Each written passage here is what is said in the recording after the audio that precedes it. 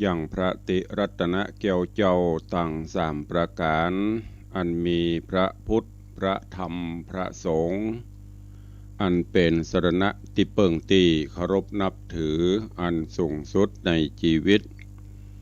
กราบคารวะแตบไตไวสาปุญญาปารมีธรรมพระเดชพระคุณหลวงปู่พระเทพโกศลที่ปรึกษาเจ้าคณะภาคเจ็ดเจ้าอาวาสวัดศรีโสดาพระอารามหลวงตำบลสุเทพอำเภอเมืองจังหวัดเชียงใหม่พระเดชพระคุณหลวงพ่อท่านเจ้าคุณพระเทพปริยัติเจ้าคณะจังหวัดเชียงใหม่เจ้าอาวาสวัดเจ็ดยอดพระอารามหลวงตำบลจ้างเผือกอำเภอเมืองจังหวัดเชียงใหม่ตลอดจนพระมหาเถรานุเถระเจ้าคณะพระสังฆาธิการภิกขุสงฆ์สามเณรจุตนจุองค์โดยความเคารพขอเจริญสุขเจริญปอนปอออกไม่ออกศรัทธานาบุญติ่นจองห้องวัดจุหนุ่มเท่าใจยิงก็ขอน้อมต้อนรับทุกท่านเข้าสู่รายการมรดกธรรมกำเมืองต่างสถานีวิทยุกระจายเสียงพระพุทธศาสนาแห่งชาติและสังคมคลื่นเพื่อการศึกษาพระพุทธศาสนาและวัฒนธรรมส่งสัญญาณกระจายเสียงจากวัดฝ่ายหินตำบลสุเทพอำเภอเมืองจังหวัดเชียงใหม่สถานีวิทยุวัดหนองกาย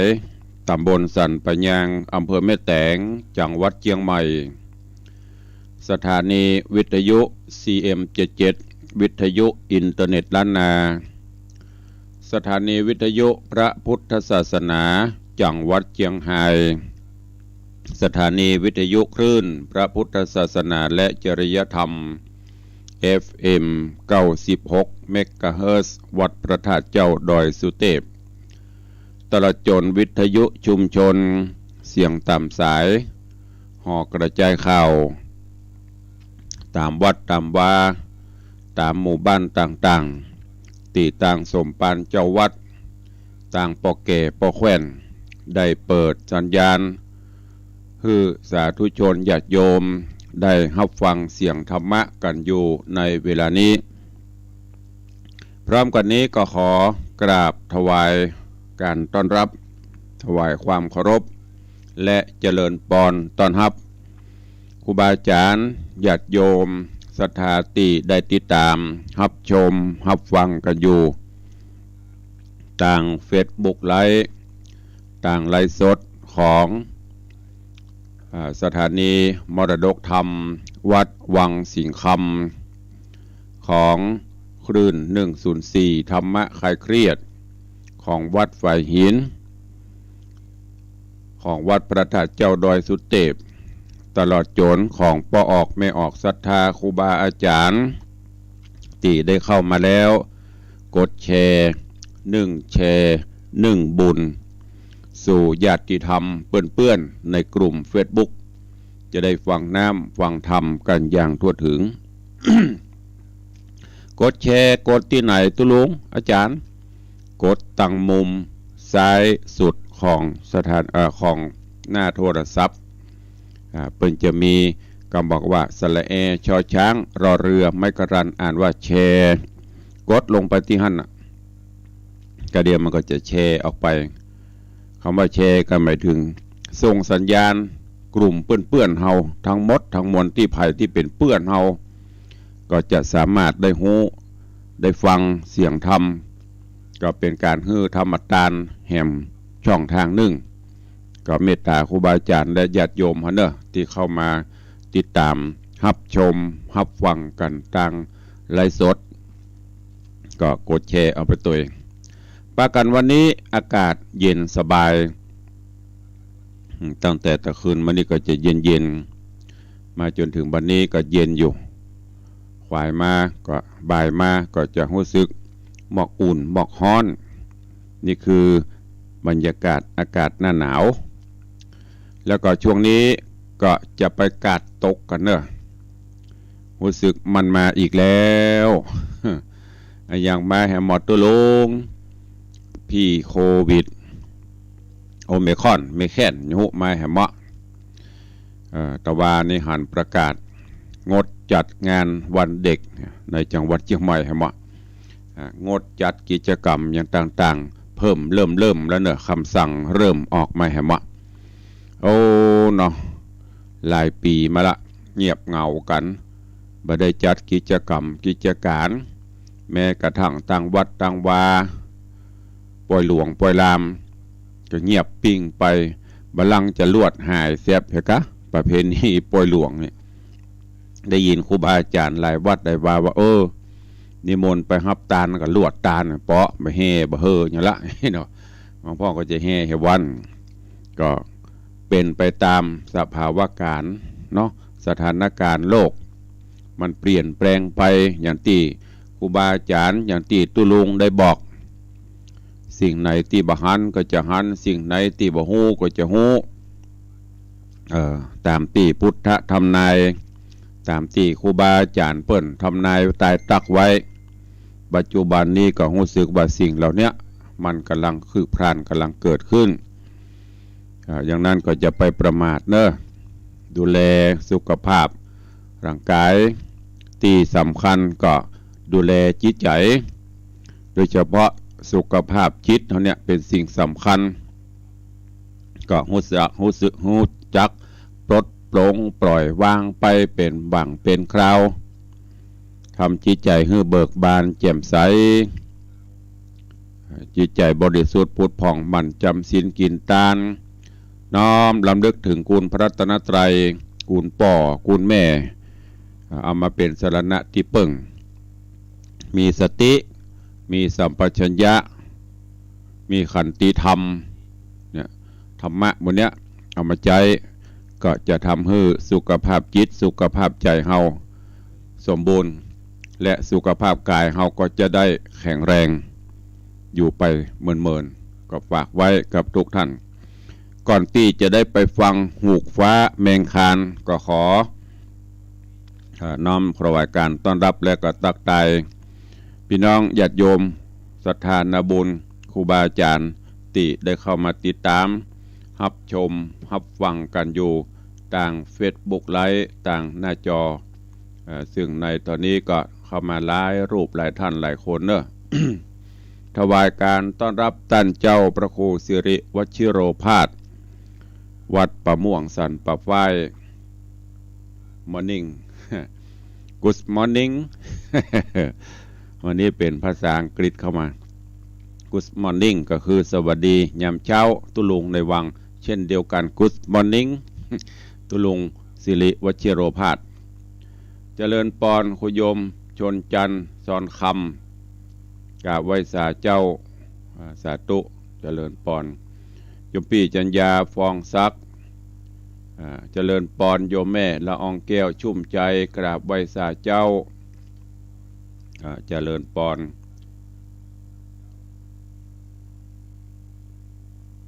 โอ้ในจอมันหายไปไหนครับเจริญปอน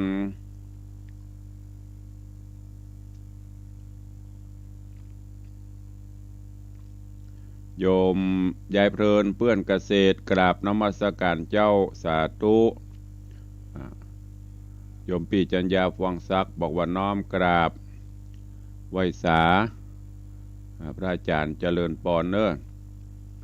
โยมพินันจรันปิยะจันทร์โดยซิวสันกะแปงก็กำลังเข้ามารับชมรับฟังกันอยู่แล้วก็มีกราบถวายการต้อนรับ หลวงพ่อธรรมพระครูสถิตเจติยารักษ์เจ้าคณะตำบลแม่แฝกเจ้าอาวาสวัดเจดีย์แม่ครัวหลวงพ่อว่ากราบใบสาสวัสดี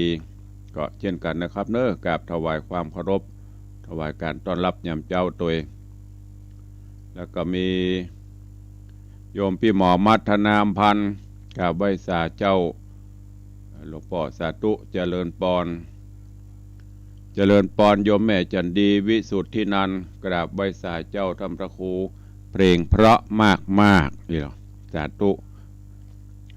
เจริญปอนเช่นกันเนอะโยมเพชรแล้วก็มีโยมลักษณะเกตดีเจริญปอนยามเจ้าคุณโยมทองคำทิวงคำคุณโยมอภิวันเจริญปอนถวายการต้อนรับท่านเจ้าสิทธิชัยอินทวันโนเนอะเจริญปอนถวายการต้อนรับยามเจ้าโยมจรัญสุธาดอยเต้นพระผาหลวงกำลังฮับชมฮับฟังอยู่ โยมจรัญสุธาไม่ใช่โยมจรัญสุธาจากดอยเต้นพระผาหลวงขอเจริญปอนต้อนรับโยมปเลี้ยงธนวัฒน์แม่เลี้ยงทัดพิชาสุสิงคำเนอะ กับไวสารยามเจ้าตีนฟ้ายกฟังเพลงเย็นๆสบายดีใจได้ฟังเสียงพระครูเสียงทองตุลุงในวังรูปหล่อ นักพัฒนาสาธุปเลี้ยงก็เป็นห่วงตุลุงดูแลสุขภาพร่างกายตัวเนอะก็เหมือนกันเนอะของปเลี้ยงไม่เลี้ยงก็ดูแลสุขภาพร่างกายตัวเองเจริญปอนสลาไม่งิ้วสลาไม่งิ้วก็เข้ามาสาธุถวายการต้อนรับตุปีสมพรวัดเจดีเลี่ยมแล้วก็มีคุณโยมยุพินอินตโสมกำลังเข้ามาชมมาพอตั้ง Facebook ไลฟ์สดเนอะกราบขอบพระคุณแล้วก็เจริญปอนขอบคุณทุกท่านที่เป็นกำลังใจส่วนพี่น้องพอออกไม่ออกตีฟังต่างสถานีวิทยุแหมใต้รายการเฮาก็ตักตายกันตามธรรมเนียมที่ได้ปฏิบัติกันมาเนอะตอนนี้ไปก็นิมนต์และจะเจริญปอนทุกท่านเข้าสู่หัวใจของรายการก็คือฟังเทศน์ฟังธรรมเพื่อจะได้น้อมนำเอาไปประพฤติปฏิบัติในการดำเนินชีวิตประจำวัน วันนี้มาถึงผูกหกตอนที่สอง ในเรื่องของหูกฟ้าแมงคานตะวันนี้ก็ถึงตอนที่โพธิสัตว์เจ้าแมงคานแล้วก็เปื้อนสนิทก็คือเจ้ารามะที่ปากันไปติดตามหายังพรหมจารีที่ในเมืองแถนพรหมตอนนี้ก็ไปตามเมืองแถนต่างๆตั้งแต่แถนบานแถนรอไปแล้วก็ไปสอบถามหนทางที่จะไปซ้ำไปได้ยินกำเปิ่นบอกโอ้เจ้าพญาเปิงกับฟ้าเปิ่นหมายปองพรหมจารีไว้ป่อพญาก็จะยกนะซ้ำใจบุบบับบูฮ้อนบูหนาว คนเฮาลองพอสังเกตของที่เฮาจะได้ลำปอมพอมีข่าวมีคราวเนี่ยออกมานี่นะจิตใจมันฮ้อนบุบบับบักขยักขกินนี่ละใครไปให้มันถึงแต่ซึ่งในตอนนี้ก็ถึงสองมาถึงที่เมืองแถนหวานมาถึงที่เมืองแถนหวานก็ได้อยู่ได้ตักได้ตวายอู้จากับสาวงามต่างๆที่เมืองแถนหวานหลายคนก็บอกโอ้บัดถ้าไปอย่างลำเหลือการเกิดแก่เจ็บตายหรือว่าสังสารวัฏมันมีเหมือนกันกุฏิเกิดขึ้นตั้งอยู่ดับไปความแปรปรวนบางเตื้อก็พบกับสุขบางเตื้อก็มีความทุกข์บางเตื้อก็ได้รับกรรมสรรเสริญเยินยอบางเตื้อก็รับหลังไปกับเล่าขวนเฮามีสปันหมู่สาวงามแข่งเมืองแถนหวาน ก็ประโลมอูแจกันไปแล้วก็ที่เมืองแถนหวานนี้เปิดมีลูกสาวพญาเจ้าเมืองงาม7 คนด้วยกัน7 คนเป็นลูกสาวของเจ้าเมืองแต่ละคนก็ผิวพรรณวรรณะหมดจดสดใส สุมาเนอะประธานทัพภัยเจ้านี่อากาศเย็นเริ่มจะไอลูกสาวของพญาเจ้าเมืองแถนหวานคนที่1ชื่อว่าปทุมมาวดี คนที่สองชื่อว่านางสุกันธาคนที่สามชื่อว่านิรมนแล้วก็คนที่สี่ชื่อว่ารัตนาคนที่ห้าชื่อสุวรรณาคนที่หกชื่อว่าจันตะภาคาคนที่เจ็ดชื่อว่านางสร้อยกัลยาณี7 คนลูกสาวของพญาเจ้าเมืองแทนหวานนี่ก็ปูจาสอบถามกันต่างๆนานาโดยเฉพาะแล้วหมู่สาวงามเมืองแถน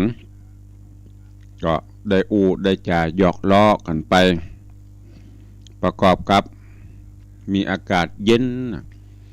นตรงเมืองเปิ่นกับเมืองเฮานี่มันเหมือนกันนะของเปิ่นนี่จะเย็นสบายหนาวเน็บอีเดิมจะเย็นสบายก็ตอนนั้นรามะก็ถามหมู่นางกัญญาตั้งหลายว่าที่เมืองแถนหวานเนี่ยเป็นฤดูหยังสาวตั้งหลายก็บอกเมืองนี้บ้านนี้ขณะนี้เป็นฤดูกาลที่หนาวเย็นก็อินดูม้าก็เลยไปขอหลัวขอไม้เอามาสุ่มจุ่มนมฮื้อม้าแล้วก็นางตั้งหลายแล้วนั่นก็ พากันไปเซาะหลัวเซาะอย่างมาฮื้อม้าตัวเจ้าลามะโปธิสัตว์เจ้าแมงคานตัวเพื่อที่จะได้พักได้ผ่อนได้รับได้นอนกันดีจากนั้นก็ไปเซาะเล็กไปเซาะเชือกเล็กโซนเชือกเล็กถ้าละอ่อนเดียวอันนี้ไปเชือกเล็กมันเป็นได้เชือกเป็นเล็กพอห้องโซนกับเมืองห้องเชือกเล็กก็เอามาซุปมามัดม้าเพื่อบ่ฮื้อม้าไปที่ไหนจากนั้นก็ปลาถึงสองก็ปลากันไปละไปเอวไปเล่นตามบ้านสาวไปเอวสาวเด้อกับบ้านเฮา ลวดลืมม้าบ่ค่อยสนบ่ได้นี่ละบ่ได้กึดละความเพลิดเพลินเกิดขึ้นแล้วก็ประกอบกับหญิงสาวตั้งหลายแล้วนั้นก็เริ่มจะยั่วยวนชวนชมเจิญปีถึง2ขึ้นห้องขึ้นห้องละขึ้นสู่บนพังกาปราสาทเจิญไปอยู่ไปพักปฐุมาวดีเจิญเอาหน่อไทยภูบาลเมงคานส่วนกันทาน้องเจิญเอาเจ้ารามะขึ้นสู่ยังราชนิเวศโดยการห้องเรียกบอนหูถึง2จะขึ้นบ่ขึ้นจะได้ตะวานี้มาถึงที่นี่เวลาหมดจบลงวันนี้ก็ฟังกันต่อในเรื่องหูกฟ้าเมงคานในตอนต่อไปณโอกาสบัดนี้เสียงกระแอมกระไอสดจัดออกไปสู่มาอภัยตัว นะโมตัสสะภะคะวะโตอะระหะโต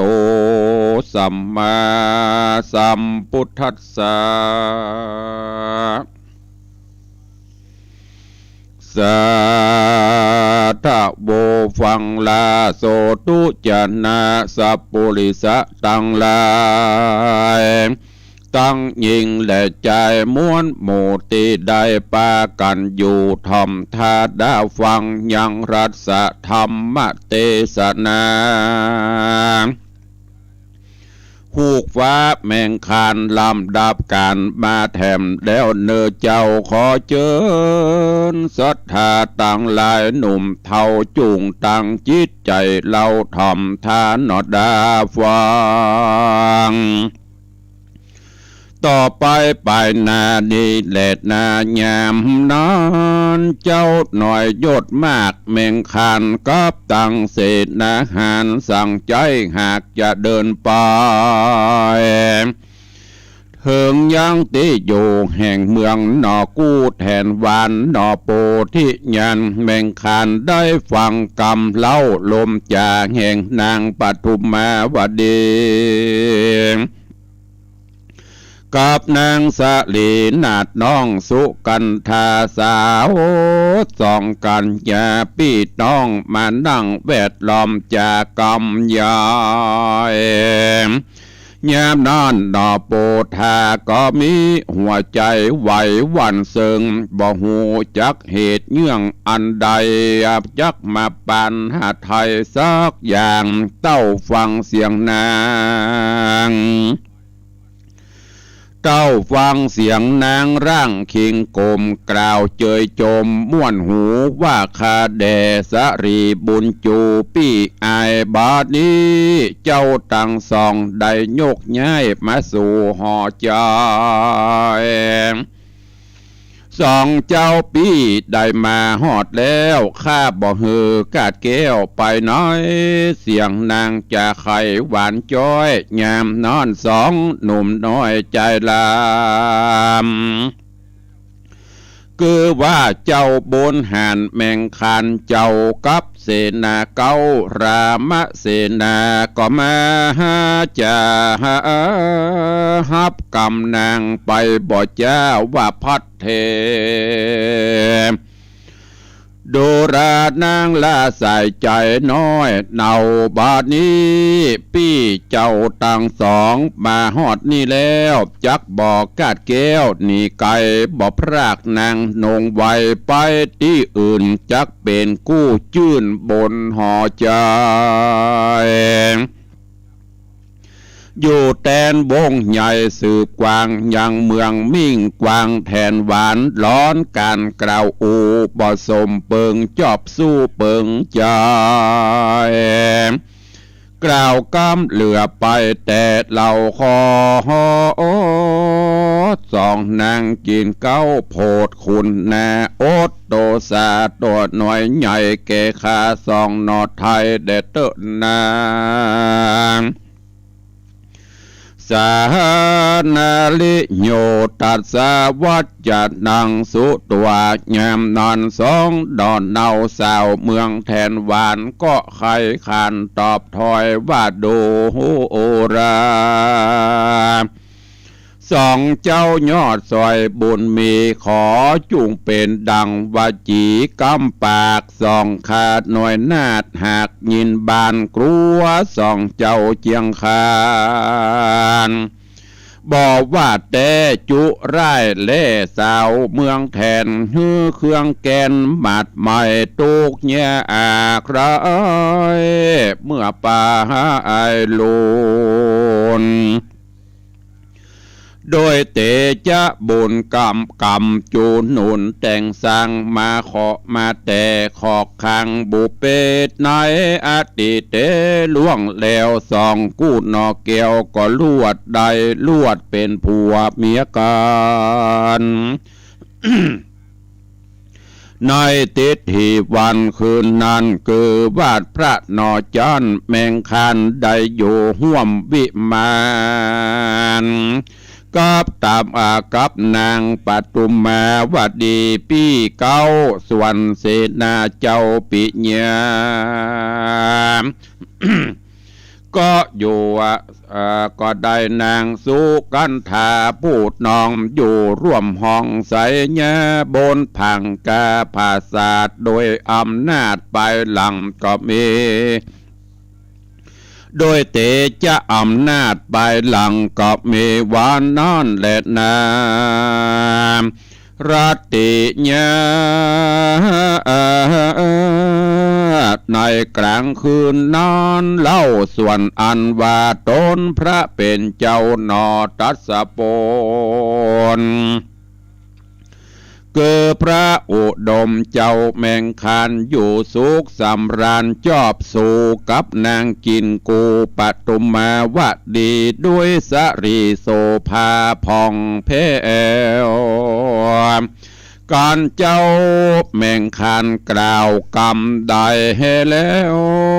นางเมียเกี่ยวก็เจยโจมสองคิงโกรม อ้วนอ่อนสองเนื้อเจ้างามสะเมอการจูบโจมควันจื่นสู่บ่ได้กึดหูถึงจักมีพาย ตาสินายะปุรักขตาปจาปริสัมปันติสะโสวะปาทิโตอันว่าปุถุชนในโลกละทุกตัวในลูฟ้าสงสารเตียนย่อมมีตัณหามาปานเกี่ยวข้องเป็นดังบ่วงก้องผูกป่าไปตีตามใต้ดังเงาเป็นกำบาปเศร้าหน่อยใหญ่บ่มีวางใดย่างเศร้าใจฮือหลงไหลจอบสู่บ่หูถึงภัยจักมาถึงตนเหมือนกำบันดลฮือไม่ฮือแม่มณีใส่ได้เผอฮือแม่มณีใส่ได้พิงอยู่ไปลางก็ถูกว่าตั้งลมแม่ต้องเปี่ยวไฟลามแลบล่องลามไปเปี่ยวไฟไหววู่ไม่ยังแม่มณีกากตัวใสบ่จะแม่นว่าจักดิ้นไปเต่าได้ก็บ่อาจจักหลุดพ้นได้เพราะเชือกเล็กผูกไว้แน่นหนาความโศกฮ้อนมาไฟมาเอาไม่มาอาจจะห้องหิเห็นมันบ่หูจักเล่นไปในแปงน้ำตาไหลอาบนาบ่หันเจ้านอนลาแมงคานตั้งเสนาหานรามะเจ้าปิกหมายเต้าขึ้นมาหาทุกขเวทนามีมากมามณีกากห้องเดโรนว่าโหวัตาโอยนอกรรมเวนใดมันมา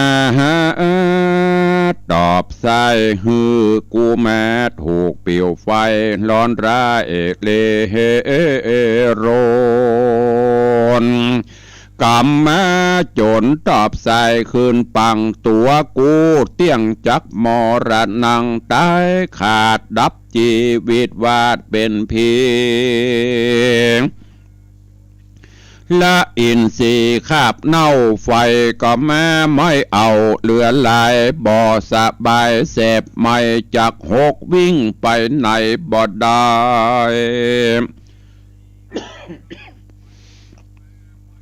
เหตุว่าเปิ้นมาใส่เล็กไว้จอดแข้งขามณีห้องกากลำหายเลวหาพระแก่นไทยแบ่งคานว่าดูราพระผู้บานเฮ้ยเป็นเจ้าเอาถ้าลงยศเล่าลือตัวเมืองแทนบัดนี้กำเวนมาแตนฮอดคาจักความนาตายไปกลางกองไฟเปียวใหญ่บ่ตันได้หันแน่เจ้าปี้ตั้งสองและเด้อว่าอันปัจฉิมยาเมในกลางคือนาจักดาไกลรุ่งสายฟ้าพุ่งขึ้นสู่เวหาส่วนสองเขือลัดหนอดไทยหากมานอนอยู่ว่าใส่บนหอกคำกันแยมเดิกดำมาหอดเหมยก็มาโตกเกี้ยวสอดเป็นสายโตกอย่างใหญ่เป็นถอยยามจ้าละซอยรุ่งรายทีสองหนอบุญมีตนชื่อว่าแมงคานก็สั่งอำลานางนงครานปตุมมาบัดดียอดซอยส่วนดูว่าดูราดนางปตุมมาบัดดีน้อยน้องพี่ขอนางถ้าอยู่นี่พังกา กูปีขออำลาพระกันกูปีได้เป็นเต้าราชราชาก็จะขึ้นมาฮับเอานางแก้วไปเป็นกู้แล้วเตรียมตนยามนอนนางปฐุมาบดีตามนาไทยก็นบน้อมไว้เจ้าหนอบุญมีว่าข้าแด่พี่ไทยแมงคานอย่าไปนะเนิ่นจะแล้วรีบไหวนาขึ้นมาตามดังกาถากำปากขอเจ้าพี่อย่าได้พรากไปนานแด่เตอะว่าอ่อนตาในการละยามนอนอันว่าเจ้านอนลาแมงคันก็จะตอบนางนงคันเมียแก้วฮื้อมีใจผ่องแผ้วเจยบานแล้วเรียกเอาเสนาหารร่วมฟ้าว่ามาเตอะสหายขาใจเดียวเฮ้ยบัดนี้หมอกเหมยลงเกี้ยวจอดพับตัวหลอดตินเวียง ยามนอนรามเสนาได้ยินเสียงเรียกราดลองเรียกก็หูสำเนียกเวลาเจ้าก็สั่งอำลาเมียเกลชื่อว่านางห้างแขวสู้กันทาวาดูราสรีโสภานาดน้อยข้าขอเจ้าคอยอยู่ขอเจ้าก้อยอยู่สบายกูปี้จักขออำลากราพรากไปตามหาดนแม่นางเมืองก่อนเสนาเรื่องสั่งแล้วก็อำลาเมียเกียวออกจากหอคำในยามมืดดำบ่แจงแล้วสองเจ้าก็แต่งเตียวตางลอดดงป่าสางและป่ากรวยขึ้นจากห้วยรอดดอนนาก็มาหันใส่ยางมาดีกาเกวอันตายแล้วจากมือมอนสองผู้ทอนก็มาเกิดกังวลตีอกโตนร้องไห้สองพระเตียนอไทยปาริเวตานาแล้วร่ำไรไปมาบอดแล้วว่าอโหวัตตาตุขังโอ้ยนอปุ่นอินดูมามณีกาเกียวได้ตายไปแล้วสู่มือเหือมอนมาตายละเฮาทั้งสองนี้ไว้บัดนี้จักมีผู้ใดเล่าจามานำสองราตังสองฮือไปถึงทองเมืองตะไรพรมนั้นจะเจ้าแม่งคันตะลงต้นโศกโศกา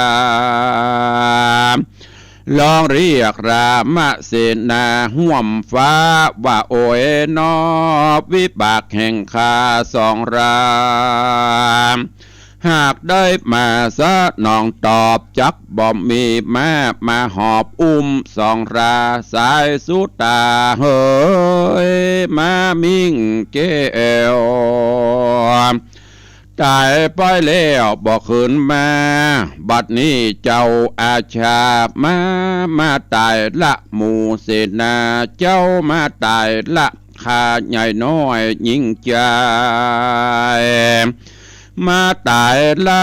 คนละหลวงหลายม้วนหมู่อันเกยเอาแย่สู่ปันจินนอนนรินแมงคานร้องไห้ตุกกังไกยินผ่านเถิงยังมาบัดนี้ตัวปีคนงามข่าวดีสะอาดเป็นมาเจือสินทุวราชราชาอันได้เกิดมาห่วมเจ้าบาหานีพระนอเนาแมงคาน บ่มี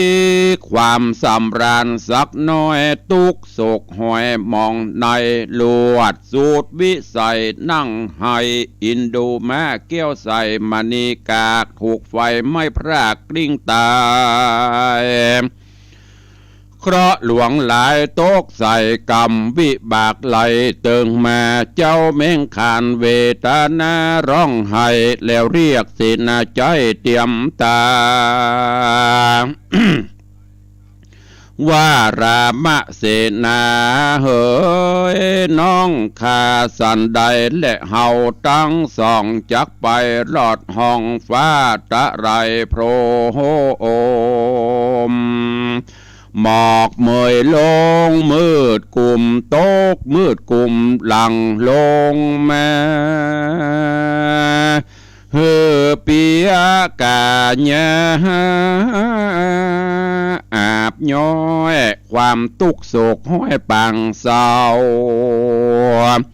นอพระเจ้าโจมห้องกับรามเสนาน้องเตรียมตาว่าบัดนี้สองรามเสียมามิ่งเก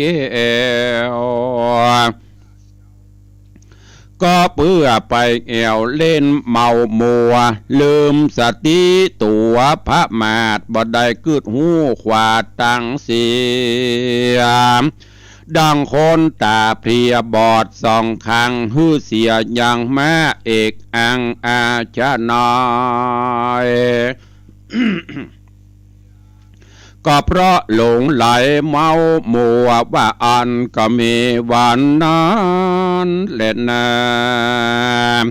นิธิตังขีญาสังวันนาวิเศษจาห้องเหตุธรรมเทศนาหูกฟ้าแมงคานผูกหกตอนตีสองก็บังโกมสมเรศสเดช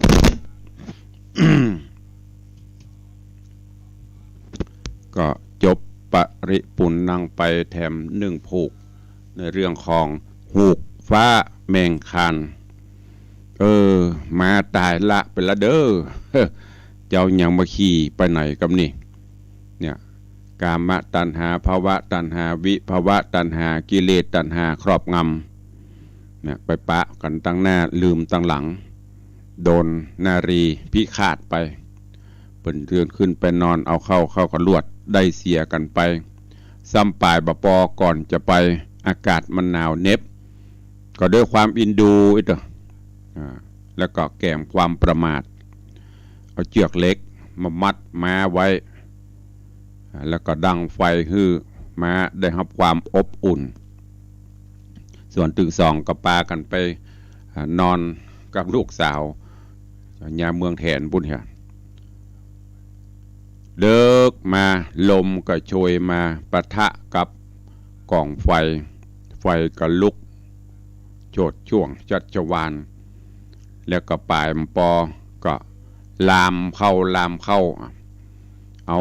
มาก็ฮ้อนขึ้นจะไปตอนใดก็ไม่ได้โดนเชือกมัดไว้สุดท้ายพอให้เจ้านายจะมาปลดมาปล่อยก็บ่มาก็เลยตายไปเพื่อรุ่งสางมาดีจะไปต่อลาผู้ลาถึงสองมาถึงที่ม้าแทบสลายมดหัวอกแตกสลายมดเอามาตายแล้วจะได้จะไปทางใดไปทางหน้ากับได้ไปทางใดกับได้เพราะมันมีผู้นำไปก็มาตุกอกตุกใจ อันนี้ก็คือธรรมะอันหนึ่งญาติโยมทั้งหลายอย่างก็ตามถ้าจิตใจเฮาบ่มั่นคงจิตใจเฮาบ่หนักแน่นสุดท้ายก็จะตุกใจจะเนี้ยถ้ารามะกับโพธิสัตว์เจ้าแมงคานบะโลงละเลิงกำอู้กำจากำปลอบประโลมเล่าหวานของเปิ้นเด็ดเดียวอยู่กันท่านน่ะม้าก็นอนท่านโคนก็นอนหิมม้าน่ะอยู่ด้วยกันสุดท้ายก็ยังจะสามารถไปรอดเกิดไฟไหม้มาก็จะช่วยได้แต่นี่ปลีกกันไปละไปเพราะตัณหาตาหันสุดท้ายมาก็ต้องมาตุกใจ ฉะนั้นญาติโยมทั้งหลายเมื่อเฮาหันอย่างขึ้นมามีอย่างขึ้นมากระทบจิตกระทบใจจะไปฟังลวนเลเตื้อตั้งจิตตั้งใจนึกคิดให้ดีถ้าเฮานึกคิดดีโดยมีศีลมีธรรมปลอบประโลมไว้เข้มแข็งไว้เฮาก็จะสามารถฝ่าฟันเพราะตัณหากามตัณหาภาวะตัณหาวิภาวะตัณหาต่างๆถ้ามันได้ตกถล่ำเข้าไปแล้วมันคืนยากมันหลงเข้าไปแล้วมันถอนยากเหมือนอย่างเงี้ยคล้ายๆอย่างปล่อยเชือกเล็กมามัดสุดท้ายก็ตายม้าตายด้วยไฟ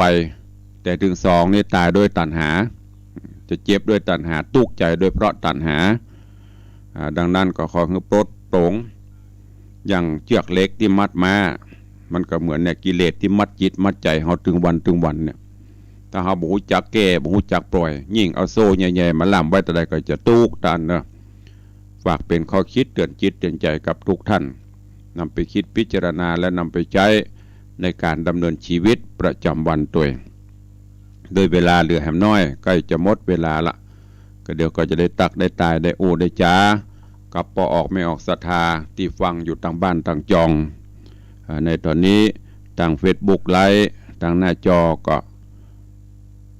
เข้ามากันหลายท่านหลายคนเจริญปอนโยมยุพินอินตะโสมเจริญปอนแม่ครูเด่นทองจันทีเนอะกราบใบสาเจริญปอนตัวโยมปีนวลศิริหินเขียวกราบใบสาเจ้าสาธุเจริญปอนเจริญปอนพี่ไอโยมพิรุณพักดีได้เข้ามาชมตัวกราบถวายการต้อนรับท่านเจ้าอาจารย์ตุปีพระประหลัดบุญช่วยเลขานุการรองเจ้าคณะอำเภอวัดบวกครกเหนือกราบครับเหมือนเดียวกันเนอะกราบใบสา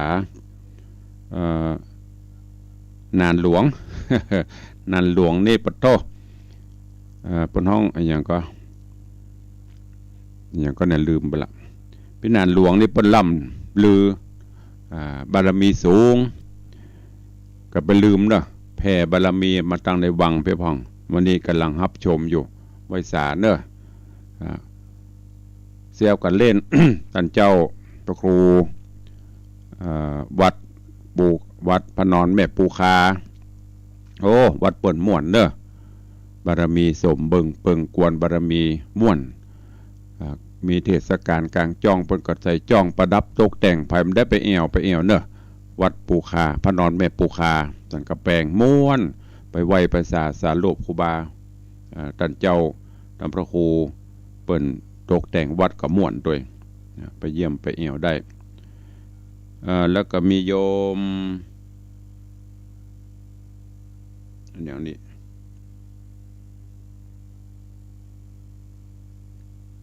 อย่างอ่านไม่ได้ภาษาอังกฤษ แล้วก็มีตุหลานท่านพระครูประหลัดวัดอย่างก็ลืมไปแล้วฮะโทรศัพท์เข้ามาลืมไปละวัดต้นเพิงแม่สลาบเจริญปอนหม้อวันนี้ยังได้เปิดมาแล้วก็ไหว้สากษาว่าใดอู้แหละจะไปฟังวิทยุฟังจากโทรศัพท์ว่าแม่จันเพ็ญหมื่นคูณเจ้าแม่จันเพ็ญหมื่นคูณเจ้าจันเพ็ญหมื่นคูณบ้านหยังเจ้าบ้านแม่ลิ้นเจ้าว่าจะได้พังตึงวันนะเจ้าแมงคันมันจะเป็นตัวจะได้เนาะแมงคันจะเป็นแมงคันบ่ฮู้เจ้าสาธุเนอเจริญปอนแม่จันเพ็ญหมื่นคูณแม่ลิมโทรเข้ามาขอบคุณทุกท่านเนอะตอนนี้ไปวันที่9เนอะวันที่9ที่สถานีวิทยุวัดฝายหินก็จะมีงานทำบุญสถานีตอดพระป่าบำรุงสถานี ก็ขอบคุณเนอะผู้ที่ร่วมบุญกุศลผ่านมาตังตุลุงถ้าหลงลืมไปตกหล่นไปจะได้เมตตาแจ้งมาตัวเนอะเพราะ ช่วงก่อนๆมันมีถึงต้นเงินต้นทองต้นเพชรมีถึงผู้ถึงอย่างมันอาจจะตกหล่นถ้าไม่ได้ยินก็สามารถทักท้วงโทรเข้ามาได้มีโยมปเลียงธนวัฒน์แม่เลี้ยงทัดพิชาสุสิงคำร่วมบำรุงสถานี 1,000 บาทโยมแม่จันดีวิสุทธินันท์500 บาทแม่ปราณีพยาไคหพล500 บาทแม่จันเพนคำโพธา500 บาทแม่ศรีนวลรันจวน200 บาทโยมนัทพจน์จักรนรินทร์สระปี300 บาท แล้วก็มีโยมแม่จอมคำแสงบุญสนองแม่แจ่ม200ป้อหมอวงสว่างแม่หมอพิมพันธ์การจนะกมล1 ปันป้อเท่าพงแม่เท่าบัวเงินบุญชัย500แม่อุดคิดชัย500แม่สีทรโจมฟองปลาไผ่สันทราย100โยมแม่กิมเฮงเสยเยาคุณชัยยุทธผู้สว่าง300ร้านรักสัตว์โดยโยมแดง500แม่ปันสตูล200แม่4,000ในนครศรีธีวงศ์300แล้วก็มีแม่อุ้ยมอนจันคำแสงบุญแถมได้200กันถ้าผิดจะได้ก็โทรแจ้งเข้ามากำอันนี้เป็นพระป่าสถานีวันที่9ตุลุงจะไปมาตอนเนอะมังไงผมถ้าไปซ่องพอเนอะตุลุงว่าจะมาอย่ามาตุลุงไปมาตอนเพราะว่ามังไงติดงานทำบุญบ้านใหม่ท่านนายกเทศมนตรีตำบลสันพักหวานจะไปมาตอนเปิดแล้วจะมาเตอะมันเป็นอย่างแล้วก็แล้วไปเฮาก็ไปตานเพื่อถึงเอาวันค่ำไปเวลาไหนก็ได้ท่านพระครูสมุวิศวัตรผอนั่งตลอดวันค่ำถ้าไปมังไงมันตันมังไงก็ดีมันบัดตันก็มาตอนไปได้มาค่ำก็ไปดีไปได้ตลอดบัดตันวันที่9วันที่10ไปก็ได้หรือจะตานก่อนก็ได้เนอะเปิ่นได้จำกัดสุดแล้วแต่ความสะดวกเจริญปอนแม่ครูไหว้เจ้าแม่ครูเหรียญทองร่วมทำบุญพระป่าสถานี300นะเจ้าวันนั้นที่ไปร่วมทำบุญนะนั่นนะจำได้อยู่ครับใครเจ้า300เจ้า30,000สาธุเจ้า300สาธุอนุโมทนาสาธุเนี่ยขอบคุณโทรมาทวงได้ไม่มีปัญหาจำได้หอมแม่ครูนะเปิ้นแยกไปส่วนแม่ครูเหรียญทอง300ถ้าทวงสิทธิ์ตัวเนอะจะลืมจะได้รวบรวมไปตานนะเปิ้นวันที่9ใครจะอู้จะจะจ่าตัวตุลงเข้ามาเจริญปอนปเลียงธนวัฒน์สุสิงคำครับไม่แสครับไม่แสครูบาท่านเจ้านักศิลป์นักบุญเนคือบุญร่วมกันโอ้อย่ามากำเมืองเชือกเล็กโอ้เจ้าเชือกไอ้อย่างเชือกก็เป็นเชือกเล็กก็เป็นเล็กไอ้เชือกถ้าบอกกำเมืองถ้าเฮาบ่อู้แล้วไผจะอู้ไอ้พุ่นว่าก ำเมืองอู้แล้วไผจะเชือกเล็กแล้วเชือกเล็กที่จอกคือขโมยจอกอยู่ถ้ามันกลับไปเอาเชือกเล็กที่จานก็ได้มันจะเปียกถ้วยแบนมื้อเนาะถ้าบอกสตางค์นี่ได้หูเลยสตางค์นี่หูอะไรเป็นสตางค์มันหมูบาทเนาะอะไรสตางค์ต้องไปเอาปลาแบงค์เอาเงินนี่หูสาธุนำไปเลี้ยงเด้อสาธุเนี่ยกำเมืองเขาบอกอู้เนี่ยมันจะลืมมันนะอย่าพอเลี้ยงวันนะถ้าเอาสตางค์เนี่ยมันหงขอไปเอากับไฟอีแม่กับมะที่โคมฝาเนอะเนี่ยอันนี้เมืองเด่นนะมันเป็นอะหยังนี่นี่เป็นอะหยังนั่งเจ็บงีบทำมากะเยือกเล็กเนี่ยคนตะกอนรุ่นเฮา50 บาทนี่หัวเยือกเล็กอันละอ่อนลำบะถามมันเชือกเล็กมันคืออย่างมันจะงงเนอะเจ็บงีบเด็กหญิงจันคำบ่ได้บอกว่าจะเสียอย่างเอาตัดไปก่อนเนาะทอมันติดแล้วอู้เลยอันมันเสียเวลาเพื่อมาเกิดแล้วบอกว่าฟังจากโทรศัพท์ก็บอกฟังกันกับฟังกับวิทยุตุลงขออนุญาตตัดเลยเนอะถ้ามันจะเสียเวลาเจริญปอนว่าเจ้าเรื่องนี้เอ็นดูแม่เจ้าก็รวมแล้วได้หลายอยู่นะเจ้าขึ้น104สัก 4-5 ล้านนะก็หาบัดเก้าวัดวังสิงห์39เจ้าใหญ่ปะโตในตัวอย่างในปอเลี้ยงหอมก็เป็นล้านปุ่นบัดดาวปอเลี้ยง100 ล้านว่าจะน้อยไปน้อยไปอยู่100 ล้านเท่าแก้หอป่นแล้วก็ล้านลง อิจฉาป้าเหลืองอ่ะ ไปอิจฉาไปอย่างอ่ะบูนเปิ่นบูนไผ่บูนมัน ก็ ของเขาก็มีเหรอ อิจฉาหน่อยกะ ก็มันทำไปกะเดี๋ยวมันถึงได้มาตีๆกะหอยแม่ก็เกาะไปหันเหรอมันต้านไปเกาะตัวเปิ้นไปเนี่ยกะเพื่อจะน่าจะได้เหมือน นั่นน่ะมันสร้างไปเนอะน่าเปิ้นอารมณ์ดีเนาะนั่นน่ะกูตัวให้หัวตัวอารมณ์ดีเราไม่เลี้ยงยังบ่โทษเด้อบ่มาเด้อเดี๋ยวก็มาละไม่เลี้ยงอ่ะสาธุอนุโมทนาบุญรักษาเจริญพรมันไม่ใช่เหมือนโทรศัพท์นี่แย่เล่นไปมันจะบ่อยลามไปเรื่อยๆเอาเจริญพรว่าแต่เจ้าท่านพระครู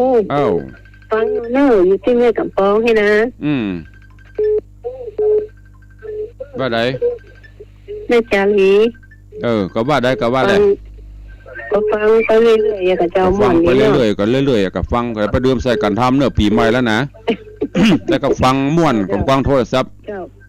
อันนี้มันไอ้หยังมารอๆเล็ดๆนี่ข้าไปเอวหานะพี่สาวใครไปเอวหาก็ใครมากับมาแหละไม่เป็นหยังใครมากับมาดิเนาะ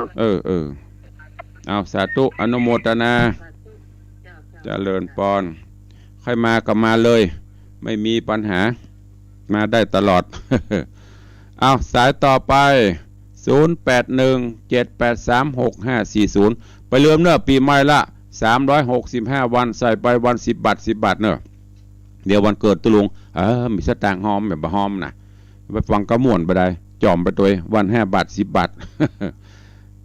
เอาสายต่อไป0817836540จะเนอะเวลาจะหมดแล้ว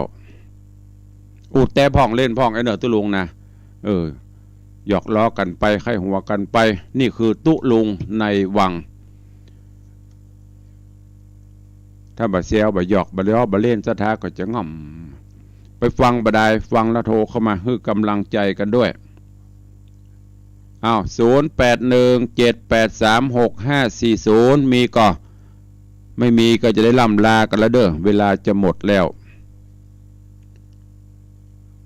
เสียได้มามันก็มาโลนะเสียได้หายก็หายโลนะเอาสีนวลบดายเจริญปอนนวัตการเจ้าตะวันได้ให้หัวแต่ต้นลุงว่ากลัวได้เป็นผีกายากวันนี้หัวใจห่อเหี่ยวอันดูมาเหรอ